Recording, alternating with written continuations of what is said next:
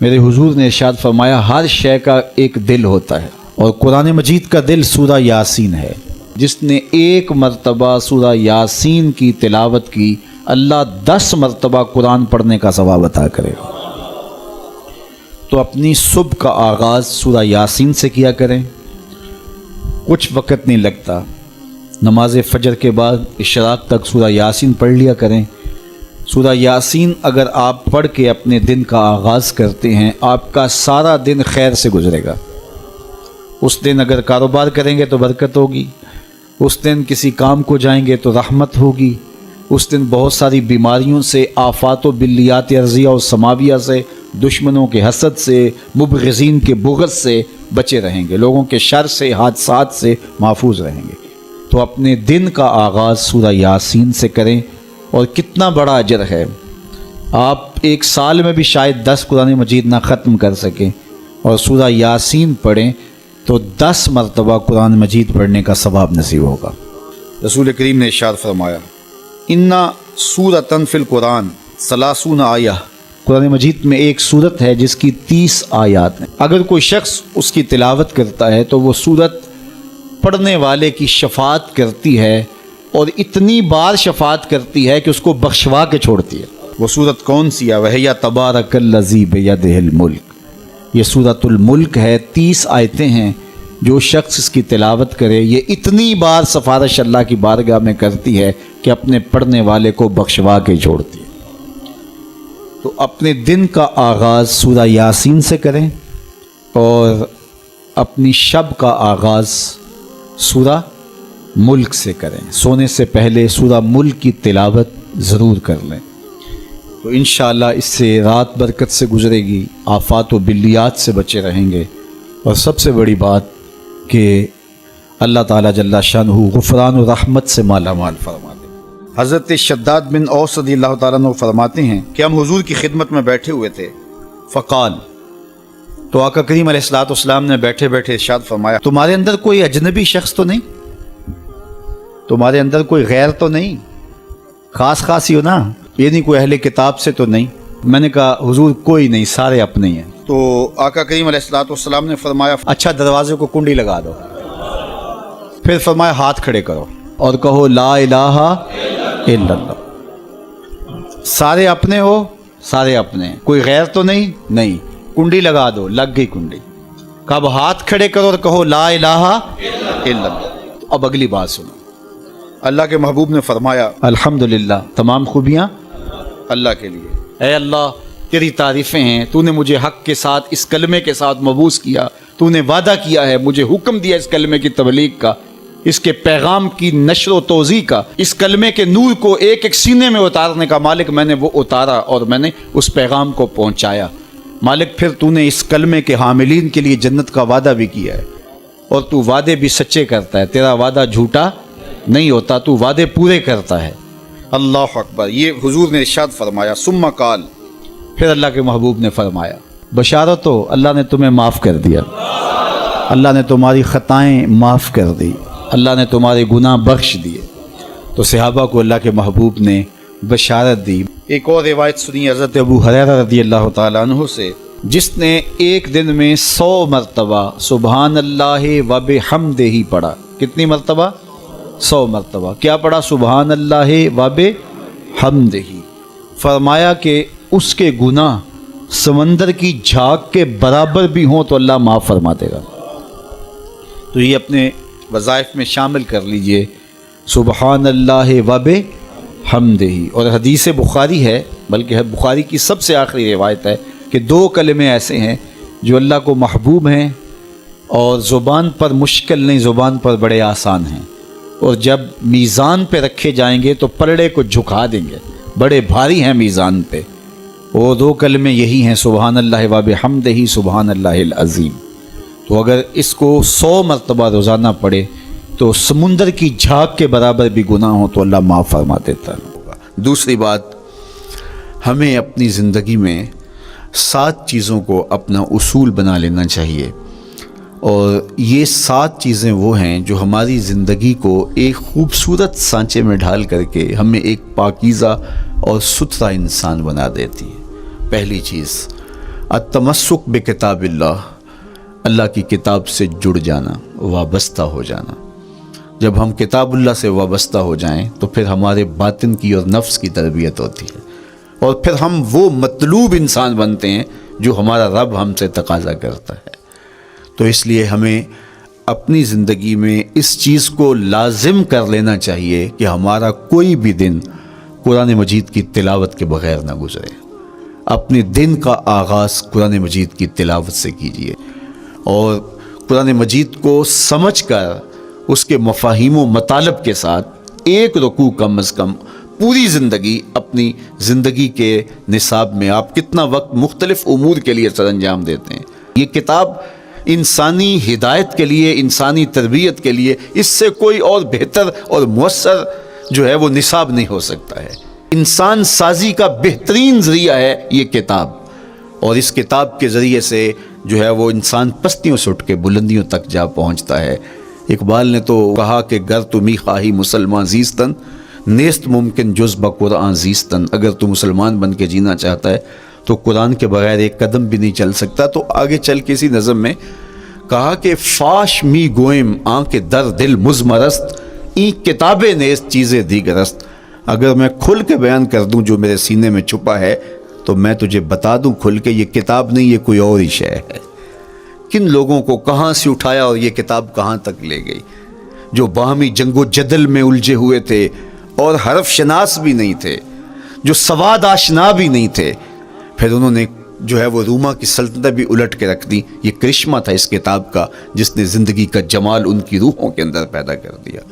تو میں اور آپ اپنی زندگی میں قرآن مجید سے کبھی بھی دور نہ ہوں۔ روزانہ کی بنیاد پہ آپ تلاوت کلام مجید اپنی زندگی میں شامل رکھیں۔ انشاءاللہ اس کے اجالے دنیا میں اور آخرت میں آپ اپنی آنکھوں سے مشاہدہ کریں گے۔ حضرت امام احمد بن حنبل فرماتے ہیں، میں نے رب سے کہا کہ مجھے اپنا قرب عطا کر۔ آواز آئی، میرا قرب چاہتے ہو تو قرآن پڑھا کرو۔ یہ رب کی قربت کی بھی ضمانت ہے اور ضبط نفس اور باطن کی تربیت کا بھی ذریعہ ہے۔ اچھا، دوسری بات، والاقتداء بسنت رسول اللہ صلی اللہ علیہ وآلہ وسلم۔ ہمارے لیے بہترین نمونہ ہمارے حضور علیہ الصلوۃ والسلام کی زندگی ہے، حضور کے دیا ہوا نظام حیات ہے جس پر حضور نے خود عمل کر کے دکھایا۔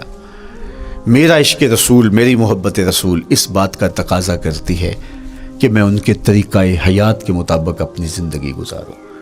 اسلام دعوے کی بات نہیں کرتا، دلیل ہم سے مانگتا ہے۔ آج میں کہتا ہوں میں عاشق رسول ہوں، اور اتنا بڑا عاشق رسول ہوں کہ میرے جیسا زمانے میں دوسرا کوئی نہیں۔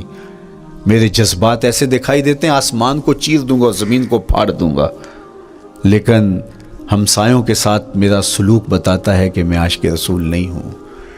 دوستوں کے ساتھ میرا رویہ بتاتا ہے کہ میں عاشق رسول نہیں ہوں۔ میں کسی سے وعدہ کرتا ہوں اور پھر اس پہ پورا نہیں اتر پاتا، تو صاحب پھر آپ عاشق رسول نہیں ہیں، آپ کچھ اور ہیں۔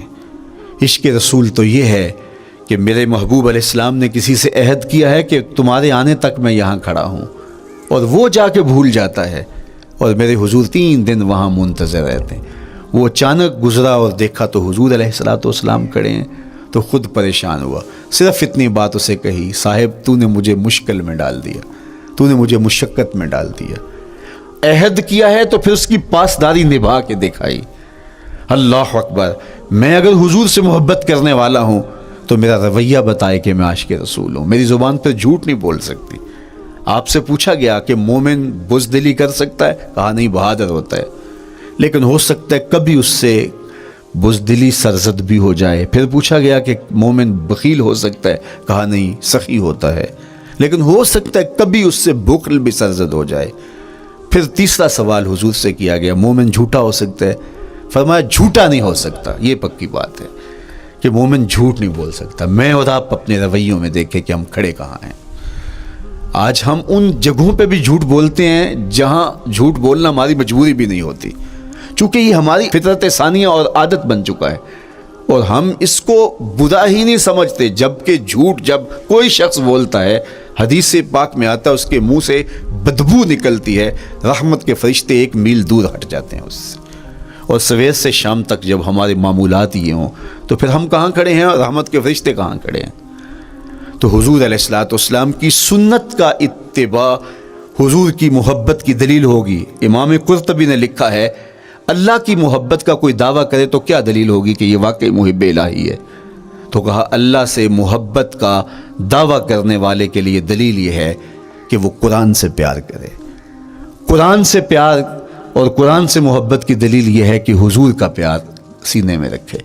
حضور سے محبت کی دلیل یہ ہے کہ سنت رسول سے پیار کرنے والا ہو، اور سنت رسول سے پیار کرنے کی دلیل یہ ہے کہ بدعات سے اجتناب کرنے والا ہو۔ ہر وہ طریقہ جو میرے حضور نے نہیں دیا اس کو اختیار نہ کرے، اس طریقے کو اختیار کرے جو حضور علیہ الصلوۃ والسلام کا عطا کرتا ہے۔ تیسری بات، عقل الحلال۔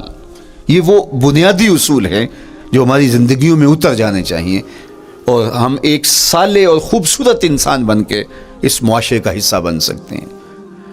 عقل حلال زندگی میں شامل ہو تو زندگی کو جمال نصیب ہوتا ہے، اور باطن اور ظاہر کو طمانینت نصیب ہوتی ہے۔ اگر رزق پاک نہیں ہے تو آپ کعبے بھی جائیں تو وہاں بھی آپ محروم پلٹیں گے۔ میرے حضور علیہ الصلوۃ والسلام نے فرمایا ایک بندہ لمبا سفر کر کے گیا، اشعث اغبر کے لفظ ہیں کہ اس کے بال بکھرے ہوئے ہیں، سفر کی گرد پڑی ہوئی ہے، اور لباس بھی پھٹا ہوا ہے، شکستہ حالت، پراگندہ صورت، اور کھڑا ہے کعبۃ اللہ کے سامنے، یمد یدیہ، دونوں ہاتھ لمبے کر کر کے دعا مانگ رہا ہے، اور کیا کہتا ہے؟ اے اللہ وَمَطْعَمُهُ حَرَامٌ وَمَشْرَبُهُ حَرَامٌ وَمَلْبَسُهُ حَرَامٌ وَغُذِّيَ بِالْحَرَام۔ فرمایا اس کا کھانا حرام کا ہے، اس کا پینا حرام کا ہے، اس نے جو لباس پہنا ہے وہ حرام کا ہے۔ میرے حضور فرماتے ہیں بتاؤ اس کی دعا کیسے قبول ہوگی؟ اب لمبا سفر کاٹ کے حرم کعبہ میں پہنچے، غلاف کو پکڑ پکڑ کے دعائیں کر رہا ہے، لمبے لمبے ہاتھ کر کے دعائیں مانگ رہا ہے، ملتزم سے لپٹا ہوا ہے، حتیم میں سجدہ ریز ہو کے رو رو کے دعائیں مانگ رہا ہے، لیکن دعا قبول نہیں ہوتی۔ کیوں؟ اس لیے کہ اس کے پیٹ میں لقمہ حرام کا ہے، اس کے بدن پہ لباس حرام کا ہے۔ تو اسلام نے جتنا زور حلال کمانے، حلال کھانے اور حلال اختیار کرنے پر دیا ہے، تو ایک مومن اگر اسلام کے مبادیات سے بھی آگاہ ہو تو اس کی تو زندگی کے اندر جو ہے وہ حرام گھس ہی نہیں سکتا ہے، بلکہ وہ مشکوک سے بھی اجتناب کرے۔ چوتھی چیز، کف الاذی۔ اپنے آپ کو ایسا بناؤ کہ تمہارے وجود سے کسی کو ضرر اور تکلیف نہ پہنچے۔ ہمارا اسلام تو ہمیں یہ بتاتا ہے کہ تم پیاز یا لہسن کھا کے مسجد میں نہ جاؤ کہ تمہارے منہ سے جو سمیل آتی ہے اس سے کسی کو تکلیف نہ پہنچے۔ تو یہ اسلام کی دی ہوئی تعلیمات ہیں کہ مسجد میں بھی جانا ہے تو اپنے آپ کو دیکھو کہ تمہاری حالت کیا ہے، تمہاری وجہ سے کسی کو تکلیف نہ پہنچے، تمہارے رویے اتنے خوبصورت ہوں، تمہارے ہمسائے بتائیں کہ یہ واقعی مسلمان ہے۔ مسلمان کی تعریف کی گئی، المسلم من سلم المسلمون من لسانہ و یدہ۔ مسلمان کون ہے؟ جس کے ہاتھ سے، جس کی زبان سے دوسرا مسلمان بھائی محفوظ ہے، تو وہ مسلمان ہے۔ اللہ اکبر۔ ہم یہ جو کہتے ہیں السلام علیکم، اس کو کہتے ہیں تحیت المسلم، مسلمان کا تحیت۔ تو اس میں اس کے معنی پہ غور کریں تو ہم اس کو ضمانت دے رہے ہوتے ہیں، السلام علیکم، تیرے اوپر سلامتی ہو۔ تو ہم اپنی جانب سے اسے ضمانت دیتے ہیں، میرے بھائی میری طرف سے تیری عزت، تیری جان، تیری آبرو سلامت ہے، اب میری جانب سے تو پریشان نہیں ہونا، میں تجھے سلامتی کی ضمانت دیتا ہوں۔ اور وہ آگے سے کیا کہتا ہے؟ وعلیکم السلام، میرے بھائی پھر میری جانب سے بھی تیرا سب کچھ محفوظ ہے۔ اگر سلام کا مفہوم اچھی طرح ہماری روحوں میں اتر جائے تو پھر ایسا ہو نہیں سکتا کہ ہم جس کو السلام علیکم کہہ دیں پھر اس سے ہم دھوکہ کریں، یا اس کی آبرو پہ حملہ آور ہوں، یا اس کے مال پہ حملہ آور ہو جب السلام علیکم کہہ دیا۔ چونکہ جو ہمیں لفظ بولنے کے لیے کہا گئے ہیں اس کے پیچھے فلسفہ لفظ ہوگا۔ یہ پھول ہیں، ان کو دیکھ کر سبحان اللہ کہنے کا کہا گیا ہے، پہاڑوں کو دیکھ کے اللہ اکبر کہنے کا کہا گیا ہے۔ پہاڑوں کو دیکھ کے سبحان اللہ کہہ دیں اور پھولوں کو دیکھ کے اللہ اکبر کہہ دیں، ایسا کیوں نہیں کہہ دیتے؟ لیکن نہیں، اس لیے کہ جب پہاڑوں کو دیکھتے ہیں تو دل میں ان کی ہیبت پیدا ہوتی ہے۔ اتنے بڑے پہاڑ، سمندر کو دیکھتے ہیں تو اس کی ہیبت پیدا ہوتی ہے، اتنا بڑا سمندر تا حد نظر پھیلا ہوا، تو جب اس کی بڑائی پیدا ہونے لگتی ہے تو فوراً پلٹایا گیا اللہ کی بڑائی کی طرف اور کہا بول اللہ اکبر، یہ نہیں میرا اللہ بڑا ہے۔ اور پھول کو جب دیکھا تو اس کی لطافت کی طرف الجھنے لگے، کتنا خوبصورت ہے، درزوں میں کیسے خوشبو بسی ہوئی ہے، کیسے رنگ ہیں، کیسے جمال ہیں۔ اللہ اکبر۔ وہ کیا کسی نے کہا تھا نا کہ درزوں کی لطافت میں خوشبو نے اماں پائی، گل چیرنے والے نے کس شان سے چیرا ہے۔ تو کیا کمال ہے یار، کیا پتیاں ہیں، کیا رنگ ہے، کیا خوبصورتی ہے، کیا لطافت ہے۔ الجھنے لگے، کہا بول سبحان اللہ، یہ کیا ہے جس نے رنگ بھرے ہیں وہ پاک ہے۔ تو تیرا دل الجھ نہ جائے تو جو ہم بولتے ہیں لفظ جہاں بھی بولتے ہیں اس کے پیچھے ایک فلسفہ ہوتا ہے۔ السلام علیکم یہ تحیۃ المسلم ہے۔ جب ہم کسی کو کہتے ہیں السلام علیکم تو اس کو ہم نے ضمانت دے دی، بس بات ختم، اب جو ہے وہ میری جانب سے تو محفوظ ہے۔ لیکن ہم سلام بھی لے رہے ہوں گے اور ہاتھ بھی کاٹ رہے ہوں گے اور اس کی جیب بھی کاٹ رہے ہوں گے، پھر سلام نہیں لیا، ہم نے منافقت کی ہے۔ تو کف الاذی چوتھی چیز، اور پانچویں چیز اجتناب المعاصی، گناہوں سے اپنے آپ کو بچا کے رکھنا۔ نیکی کرنا بہت اہم ہے، لیکن نیکی کرنے سے زیادہ ہم اپنے آپ کو گناہوں سے بچانا ہے۔ چونکہ شر کی قوتیں ہمارے ساتھ جڑی ہوئی ہیں، اس لیے اپنے آپ کی حفاظت جب ہم کریں گے تو ہم ایک اچھی صورت میں آگے بڑھیں گے۔ اور چھٹی چیز وہ ہے التوبہ۔ توبہ تسلسل کے ساتھ کرتے رہیے۔ یہ تصور کہ بڑھاپے میں توبہ کریں گے، یہ تصور کہاں سے آیا؟ یا ہمارے ہاں آج کل یہ کلچر پیدا ہوا ہے کہ لیلۃ القدر یا شبرات کے دن سارے جڑ کے توبہ کرنے بیٹھ جاتے ہیں اور پورا سال اپنی مرضی کی زندگی گزارتے ہیں۔ ایسا نہیں ہے۔ میرے حضور کے دامن پہ ایک بھی گناہ کا دھبا نہیں تھا۔ ہم نبیوں کی عصمت کے قائل ہیں، کسی نبی پر کوئی گناہ کا دھبا نہیں ہوتا۔ اگر اس امکان کو بھی تسلیم کر لیا جائے تو ساری شریعت مشکوک ہو جاتی ہے۔ لیکن اس کے باوجود حضور فرمایا میں دن میں اللہ سے 100 بار توبہ کرتا ہوں، ایک دن میں 100 مرتبہ توبہ کرتا ہوں۔ میں اور آپ دیکھیں کہ ہم کیا اس معمول کو اپنی زندگی میں شامل کیے ہوئے ہیں۔ جب انسان توبہ کرتا ہے، جب غسل کر لیتا ہے نا ایک دفعہ، تو پھر وہ بچ کے چلتا ہے کہ کوئی گرد دوبارہ پڑ نہ جائے، اور جب وہ لتھڑا ہوا ہو تو پھر اس کو پرواہ بھی نہیں ہوتی۔ اس لیے ہمیں بار بار غسل کرنے کی، بار بار توبہ کرنے کی تلقین کی گئی ہے، تاکہ ہم پھر نئے گناہوں سے بچتے رہیں گے۔ تو اپنی زندگی میں توبہ کا تسلسل کیجئے، شام سویرے صبح بار بار اللہ سے توبہ کی اور رجوع کیجئے۔ اور آخری چیز ادا الحقوق، حقوق کا ادا کرنا۔ ہمارے ذمے جو حقوق عائد ہوتے ہیں وہ ہمارے والدین کے ہیں، وہ ہمارے بہن بھائیوں کے ہیں، وہ ہمارے دوستوں کے ہیں، ہمسایوں کے ہیں، ہمارے اساتذہ کے ہیں، کلاس فیلوز کے ہیں۔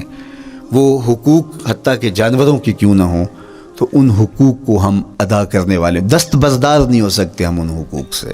یہ مومن کی زندگی ہے، یہ ہمارا نظم حیات ہے، یہ اسلام کا دیا ہوا منشور ہے، یہ طریقہ زندگی ہے کہ ہم ایک ایک کے حق کو ادا کرتے ہوئے اپنی زندگی کو بسر کریں۔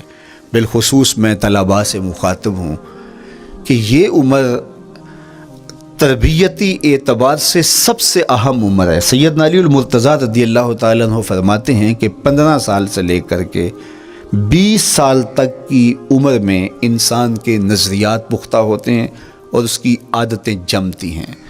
یہ دوسرے کہتے ہیں 13 سے 19 سال تک کی عمر، وہ کہتے ہیں یہ بڑی اہمیت کی حامل ہے۔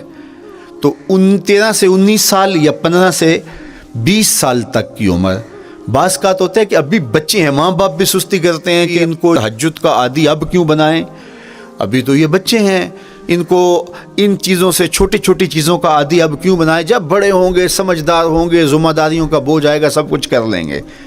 تو پھر اس وقت کرنا مشکل ہوتا ہے، پھر کر نہیں پاتا بندہ۔ تو جو سیکھنا ہے، جو عادتیں پختہ کرنی ہے، وہ اسی زندگی میں ہوتی ہیں۔ تو یہ آپ کا ایک موقع ہے، آپ کو ایک ماحول فراہم ہوا ہے۔ آپ کے ہمسائے آپ کے کلاس فیلوز ہیں جو آپ کے ساتھ کمرے میں رہ رہے ہیں۔ ہمسائیگی کے حقوق ادا کرنے کا جو انداز ہے وہ یہاں ہی سیکھیے اور اپنے اندر اس کو متحقق کیجیے اور پختہ کیجیے۔ اسی طرح اپنے گفتگو کے لہجوں میں شائستگی، اپنے انداز کے اندر خوبصورتی اور اپنے رویوں کے اندر جمال پیدا کرنے کی کوشش کریں۔ اپنے آپ کو مؤثر بنائیں اور شریعت کے بتائے ہوئے اصولوں اور ضابطوں کے مطابق آپ جب زندگی کے چند دن گزار لیں گے، پھر زندگی گزارنے کا نشہ آنے لگ جائے گا۔ چونکہ جب ہم اپنی خواہش کی زندگی گزارتے ہیں تو پھر ہم خود بے چین اور مضطرب ہوتے ہیں، اس لیے کہ ہمیں اس طرح زندگی گزارنی چاہیے جس طرح ہمارے رب نے ہمیں بتایا ہے۔ آپ کوئی بھی مشین خریدتے ہیں، کوئی بھی چیز لیتے ہیں تو اس کے ساتھ چھوٹی سی بک دیتے ہیں آپ کو، اس کا طریقہ استعمال بتاتے ہیں کہ اس کو یوں استعمال کرو گے تو دیر پا اس کے فوائد حاصل کرو گے۔ اگر یہ مائک ہم اس طرح استعمال نہیں کرتے، اپنی خواہش سے استعمال کریں گے، تو پھر نتیجہ کیا ہوگا کہ تھوڑے دنوں کے بعد جو ہے وہ خرابی کی طرف سلسلہ چلے گا۔ اس طرح یہ وجود جس پاکیزہ ذات نے بنایا ہے، اس نے ہمیں بتایا ہے کہ اس کو استعمال کیسے کرنا ہے اور اس زندگی کو کیسے گزارنا ہے۔ اور پھر انسان کو ایک ماڈل اور نمونہ بھی چاہیے، تو کہا نمونہ دیکھنا ہے تو محمد عربی کی ذات دیکھ لو، ادھر دیکھتے جاؤ اور زندگی گزارتے جاؤ، دیکھنا تمہاری زندگی کتنی خوبصورت اور کتنی پروقار گزرتی ہے۔ اللہ آپ کو دنیا آخرت کی برکتیں دے، اپنی پناہوں اور اپنی امان اور اپنی حفاظتوں کا حصار دے، اور آنے والا کل اللہ بہتر فرمائے، میرے وطن کی خیر کرے، میرے ملک کو امن کے اجالے دے، یہاں دہشت گردی کے سلگتے الاؤ ٹھنڈے کر کے امن کی بہاریں پیدا کر دے۔ کی محمد سے وفا تو نے تو ہم تیرے ہیں، یہ جہاں چیز ہے کیا لوح و قلم تیرے ہیں۔ وآخر دعوانا ان الحمدللہ۔